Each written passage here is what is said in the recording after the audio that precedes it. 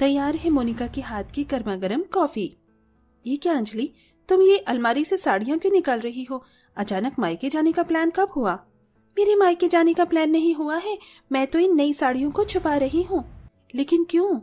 अरे आज शाम को वो आफत की पुड़िया आने वाली है, कहीं उसने मेरी ये नई साड़ियां देख ली तो एक भी नहीं छोड़ेगी। क्या कहा तुमने? वो आने वाली है? हे भगवान, तुम जल्दी से अपनी साड़ियां छुपाओ और मैं अपने मेकअप का सामान छुपा देती हूँ। मोनिका भागती हुई अपने कमरे में जाती है और अपना नया और एक्सपेंसिव मेकअप का सारा सामान छुपा देती है। दोनों बहुएं अपना सारा सामान अच्छे से छुपाने के बाद बैठकर राहत की सांस लेती हैं। चलो, शाम होने में अभी थोड़ा वक्त रह गया है और हमने सब कुछ अच्छे से छुपा दिया है। और नहीं तो क्या, अगर वो ये सब देख लेती तो एक भी सामान नहीं छोड़ती। कौन देख लेती भाभी? रूपाली तुम। अरे रूपाली मेरी बच्ची, तू आ गई। 4 बजे का बोलकर 5 बजे आ रही है।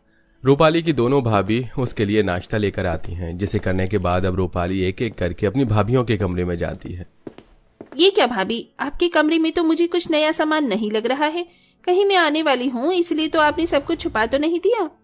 अरे नहीं रूपाली, ऐसा नहीं है। भला हम ऐसा क्यों करेंगे? हमारा जो भी है वो सब तुम्हारा ही तो है। भाभी मैं तो मजाक कर रही थी, अब तो सीरियस ही हो गई। अपनी भाभियों के साथ रूपाली किचन में आ जाती है, जहां उसे न्यू प्रेशर कुकर मिलता है, जिसे देख रूपाली फौरन उसे कुकर को ले लेती है। मुझे तो यही प्रेशर कुकर चाहिए था। भाभी क्या मैं इसे अपने ससुराल ले जाऊं? वो क्या है ना, मेरे ससुराल का कुकर खराब हो गया है। लेकिन रूपाली, अगर तुम्हें कुकर ये वाला ले जाओगी तो हम लोग खाना किस में बनाएंगे?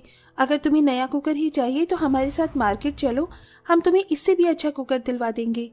भाभी मैं आपके साथ मार्केट चली तो जाती, लेकिन मुझे किसी काम से जल्दी जाना है, इसीलिए ये कुकर मैं ले लेती हूँ। आप दोनों मार्केट जाकर अपने लिए नया कुकर ले लेना। इतना कहकर रूपाली नया प्रेशर कुकर लेकर सीधा अपने ससुराल चली जाती है, जिसे देख उसकी दोनों भाभियां। जब भी आती है कुछ न कुछ लेकर चली जाती है। शादी में हमने इसे इतना सारा दहेज दिया है, किसी भी चीज की जरा भी कमी नहीं छोड़ी, फिर भी इसका पेट नहीं भरा। वैसे तो नंद भाभी में बड़ा ही प्यार होता है, लेकिन इन नंद भाभियों का रिश्ता थोड़ा अलग था।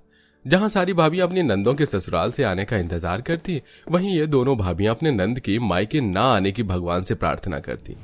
अंजलि, मोनिका की नंद रूपाली, बड़ी ही घमंडी और चालाक होती है। शादी से पहले भी रूपाली अक्सर अपनी भाभियों से बिना पूछे उनकी मर्जी के खिलाफ उनकी कोई भी चीज ले लिया करती थी। वहीं शादी के बाद भी रूपाली आए दिन अपने मायके आकर कोई ना कोई चीज अपनी ससुराल ले जाया करती थी, जिससे उसकी दोनों भाभियां काफी परेशान रहती हैं। ऐसे ही एक दिन, अरे कितनी अच्छी खुशबू आ रही है ना पनीर टिक्का की। मेरे मुंह में तो अभी से ही पानी आ रहा है। अरे जरा ये कटलेट तो देखो, इनकी खुशबू से तो पूरा घर महक उठा है। आज तो जमकर खाएंगे। दोनों बहुएं मिलकर आज रात के खाने में काफी तरह के पकवान बनाती हैं कि तभी वहां उनकी सास सुनीता आ जाती है। अरे वाह, पनीर टिक्का, मलाई चाप, कटलेट, बिरयानी, आज तो बहुत कुछ बनाया तुम दोनों ने। मैं जल्दी से रूपाली को कॉल करके यहीं बुला लेती हूँ, आज हम सब लोग साथ में खाना खाएंगे।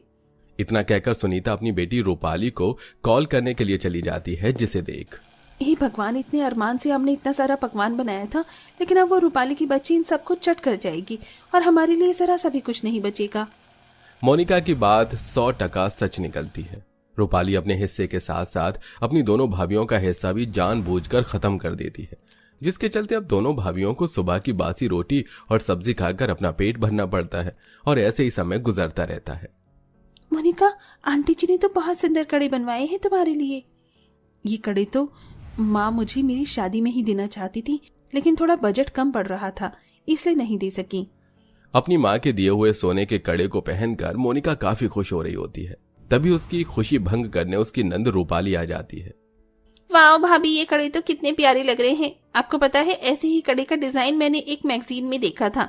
जब से मेरा मन इन कड़ों को पहनने का कर रहा है। काश मैं भी ऐसे कड़े पहन पाती। हाय मेरी बच्ची, कैसे उदास हो गई। मोनिका बहू, थोड़े दिनों के लिए अपने कड़े निकालकर अपनी ननद को पहनने के लिए दे दे। इस बेचारी के भी इन कड़ों को पहनने के अरमान पूरे हो जाएंगे। माँ जी, ये आप क्या कह रही हैं? ये कड़े मुझे मेरी माँ ने दिए हैं, मैं रूपाली को कैसे दे सकती हूँ? अरे तो मैंने कौन सा बोला है तुझे कि तू हमेशा के लिए इसे दे दे?